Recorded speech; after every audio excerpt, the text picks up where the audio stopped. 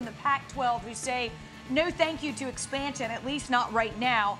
This ends speculation for the moment that the 12-team league might try to add any of the 8 schools that will stay in the Big 12 after the departure of Texas and Oklahoma.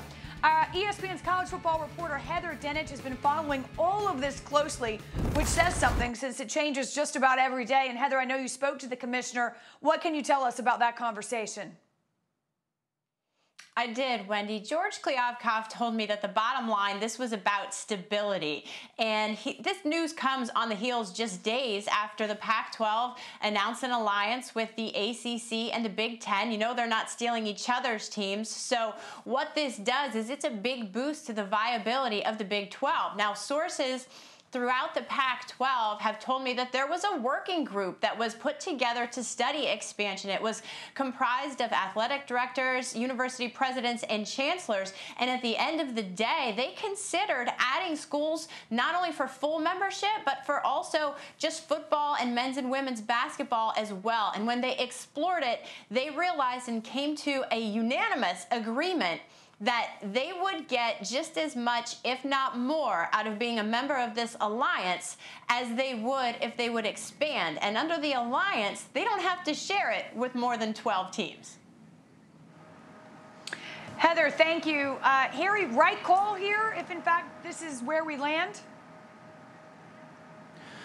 Yeah, you know, it would have been weird if the Pac-12 would have come out today and said that they were expanding after all that alliance stuff that we did on Tuesday. And plus, the other part of this, too, I think, is, you know, you're not necessarily going to add, let's say, Ohio State and Michigan the same way that the SEC just added Texas and Oklahoma. So I think that this probably makes the most sense for them at this current moment, at least.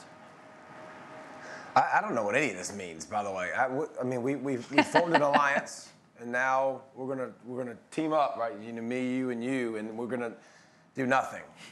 That's what we're gonna do. But I mean, I'm still trying to figure that part out. I think it'd be smart for the Pac-12 to expand. But listen, the bottom line, all this means is the Big 12 is still twisting in the wind, right? Like what is the Big 12 now that there will be the Big 8 in a few years with Texas and Oklahoma departing? So the Big 12 doesn't have much of an option, I guess, if we formed a double secret handshake that we're not going to like touch each other's teams for the time being. That the AAC, I guess, is the UCF could bring value to that conference. Cincinnati could bring value to the Big 12, but I guess that's all that's left to discuss. I guess with the handshake and stuff.